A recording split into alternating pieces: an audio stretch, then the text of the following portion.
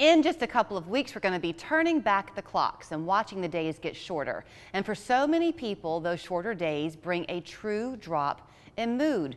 Charles Miller knows firsthand how real the effects of seasonal change can be. He joins us this morning with Scenic City Neurotherapy. Good to see you. Thanks for having me. So I know we'll talk more on this whole seasonal affective disorder next month when it's really happened. But coincidentally, you wanted to focus anyway on the topic of depression and how that coincides with brain fog, or can be misconstrued to be brain fog. Is that right? Yeah, one of the things we've started to see, and it's been brought up a lot since COVID has been a thing. There is a study that came out last year in March looking at 81 other studies. It was a meta-analysis of several studies. And what they found is that greater than 50% of people who contracted COVID or had some sort of neuroinflammation that caused this brain fog feeling, or this inability to think or to feel the way they used to.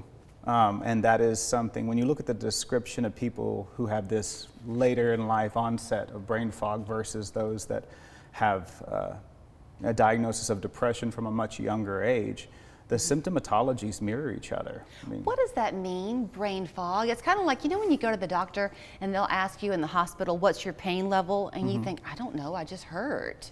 What is brain fog? Brain fog is a cognition deficit. It can come with like a chronic fatigue. These terms like chronic fatigue there's some stigma surrounding. You know, when patients say that, you can sometimes see some medical providers kind of roll their eyes because of old stigmas that used to exist.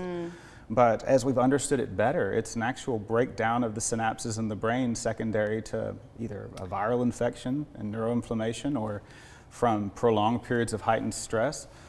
And the last several years have produced an excessive level of stress for many people. So I may have this all wrong, and you know I don't mind being corrected on the air.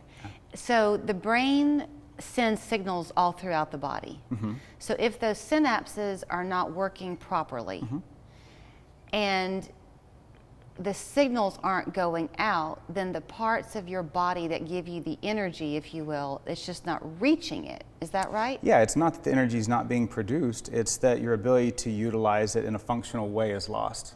Okay, so when they come to you and you diagnose it that way, then what you're able to do with your treatments is to kind of reconnect those synapses? Yeah, the whole concept behind psychoplastigenic therapies like ketamine infusion therapy and transcranial magnetic stimulation is we're not treating depression, we're not treating anxiety, we're not treating the brain fog directly. Those are symptoms. We don't treat symptoms, at least you shouldn't. We work on treating the underlying cause. So what we do stimulates a large-scale reconnection per se, of the brain, of the way the brain talks to itself and to the body. Okay. To where you don't feel good or bad, you feel correctly. You get the correct emotional response to an environment. Tasks that once felt overwhelming, like doing the dishes can be this overwhelming thing for someone who's struggling. But the dishes didn't get harder to do, it's just their ability to do it has diminished, or their motivation to do it has diminished. Okay, so if you are an average American, you mentioned that we all live with more stress.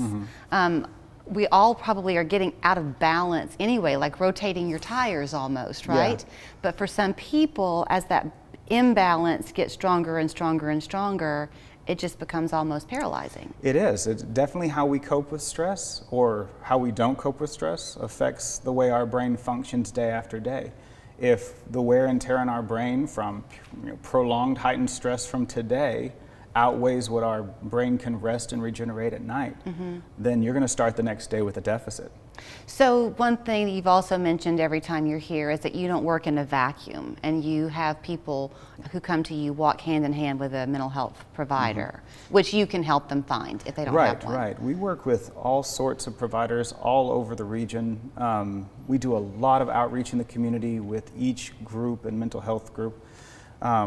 So they understand our piece in the process and realize that we're not a replacement for what's there, we're just the missing piece in mental health. I have less than a minute, but if it is the brain fog, which is it appears to be like a depression, but it's depression created from a different reason, Yeah. for a different reason, then does that need to work with a mental health provider if it's more of a physical thing? In that, we need to look at our coping skills, our healthy outlets, make sure what we're doing is mirroring the good mental health we want to have. It doesn't have to just be viral brain fog. It can be, it can be secondary to, poor coping skills, later in life.